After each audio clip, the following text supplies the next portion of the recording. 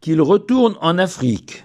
Ces propos tenus par un député à l'Assemblée nationale au sujet des migrants africains secourus en mer ont valu à son auteur d'être sanctionné et suspendu 15 jours de l'hémicycle. Et même si le caractère raciste de ses paroles n'a pas été retenu dans le jugement rendu, néanmoins, le manque d'humanité flagrant envers ces pauvres airs rêvant d'un avenir meilleur est indéniable. Et justement, cette semaine, notre paracha de Vayera va braquer ses projecteurs sur la ville de Sodome, qui a été détruite par l'Éternel, précisément pour son manque d'humanité. En effet, le Talmud raconte qu'à Sodome, il était interdit, selon la loi, d'aider un pauvre ou d'accueillir des invités extérieurs à la ville. Et un jour, une jeune fille a été surprise en train d'offrir un peu de pain à un mendiant. Elle fut attachée et recouverte de miel, et les guêpes sont venues et l'ont piquée jusqu'à la tuer. La complainte de cette malheureuse s'est élevée jusqu'à l'Éternel, qui a décidé de détruire Sodome et d'en informer Abraham, lui le futur héritier du pays de Canaan. Et il convient de comprendre comment des hommes de chair et de sang, créés à l'image de Dieu bienveillant et généreux, ont-ils pu promulguer des lois aussi cruelles. Le Talmud rajoute à notre étonnement, en citant Job, décrivant Sodome comme étant la terre la plus riche du monde, au sous-sol gorgé d'or et de saphir, et de champs débordants de blé. L'explication nous est fournie par le Talmud lui-même, qui rajoute que devant tant de richesses, les habitants de Sodome se sont alors dit, si des étrangers affluent dans notre ville, ou des pauvres nous sollicitent, ils vont nous faire perdre de notre argent. Alors pour éviter cela, on interdira l'accès de Sodome à tout étranger, et on prohibera toute mendicité.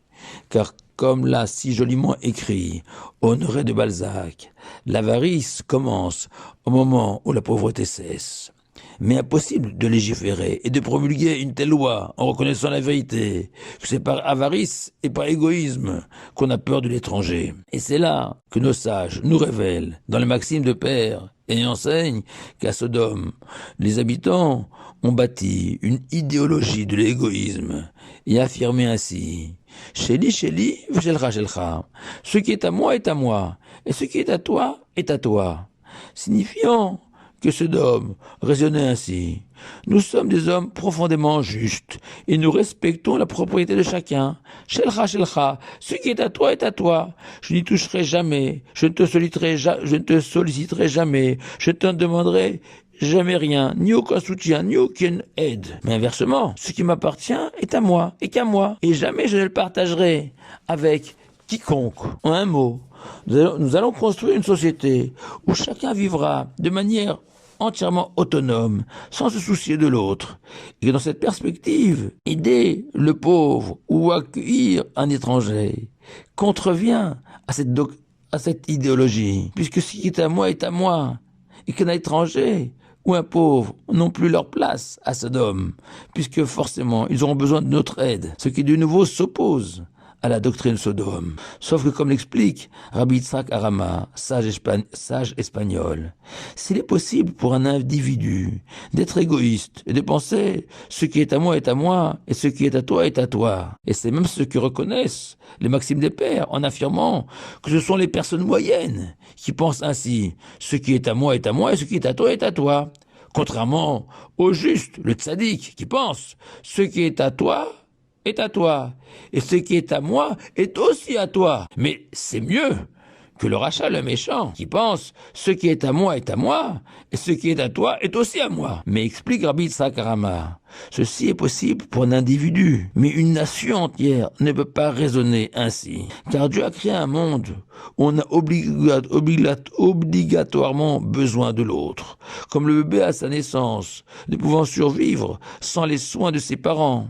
Et un jour viendra où ce bébé, ayant grandi, soutiendra ses parents devenus vieux et âgés, et souvent dépendants, et que quel que soit le système politique mis en place, il y aura toujours des pauvres et des riches, et que si les plus fortunés n'aident pas les moins fortunés, le déséquilibre et l'injustice seront les ferments de manifestations violentes, de désespoir, voire de révolution, conduisant le pays à sa perte. Or, même s'il est vrai que les nations du monde, parmi les 7 commandements noachides, n'ont pas l'obligation de tzedaka, de charité, mais les non-juifs aussi sont tenus de participer au développement de la terre, à sa prospérité. Les Shevet Yitzhara, Dieu a créé le monde pour qu'il soit habité, et interdire collectivement toute aide à autrui, semer la terre à sa perte, ce qui est contraire au projet divin, raison pour laquelle Sodome a été détruite. Et nos sages s'interrogent sur la raison qui a poussé Dieu à informer du sort de Sodome à Abraham, puisque son intervention en faveur des gens de Sodome n'a servi strictement à rien. Et le Ratzafoun, le sabbat de Slobodka, répond que ce qu'il faut retenir de l'intervention d'Abraham, ce n'est pas son résultat, mais bien l'intervention elle-même. C'est-à-dire qu'Abraham aurait pu se contenter de hausser les épaules en apprenant que Sodome allait être anéanti. Sodome, si loin des valeurs d'Abraham. Eh bien non. Abraham a voulu nous démontrer que l'homme a un devoir de solidarité envers le monde entier, même envers les mécréants, et qu'on ne peut pas être indifférent à la souffrance d'autrui. Et nos sages nous enseignent que c'est la raison pour laquelle nous sommes toujours appelés fils d'Abraham, et non Bné Noach, enfants de Noach, bien que Noé était le véritable père de l'humanité tout entière. Car Noach, lui, s'est borné à construire une arche pour lui et ses enfants, pour survivre au déluge, sans se soucier de ses congénères, contrairement à Abraham, qui s'est inquiété du sort de Sodome. Et il existe même une halakha, une loi extraordinaire, que si un homme voudrait se comporter comme un habitant de Sodome, comme un égoïste, on peut légalement l'obliger et le contraindre, selon la halakha, à se conduire généreusement dans le cas où ça ne lui cause aucun préjudice financier ou matériel. En un mot, si ça ne lui coûte rien d'être bon. Par exemple, 2 enfants, Réhouven et Shimon, ont hérité d'un grand terrain de leurs parents. Et l'une des 2 moitiés du terrain jouxte la maison ou le champ de Réhouven. Et Réhouven est donc naturellement intéressé par cette moitié située à côté de chez lui. Et Shimon refuse et désire justement cette moitié, alors que Shimon n'y a pas d'intérêt particulier. Dans un tel cas, on obligera Shimon à céder cette moitié de terrain à Réhouven et à prendre l'autre moitié, puisque lui, ça ne changera rien de recevoir telle ou telle moitié. Pourquoi ? Car la générosité et la bonté sont gravées au plus profond de nous-mêmes. Et même s'il faut parfois utiliser le forceps pour la faire ressortir, kofin al midat sodom en hébreu. En conclusion, pour revenir à la politique migratoire de la France, je n'ai évidemment ni le droit, ni la sagesse pour donner un avis, car la charité et la bonté ont aussi leurs règles et leurs préceptes.